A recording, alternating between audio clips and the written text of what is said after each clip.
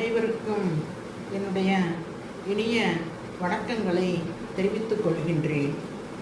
அதாவது வாய்ப்புகள் விலகிச் செல்லும் பொழுது அதை பற்றி கவலைப்படாமல் நாம் நம்முடைய முயற்சியை தொடர்ந்து செய்து கொண்டே இருந்தோமானால் நாம் இழந்த வெற்றியை திரும்ப பெறலாம்.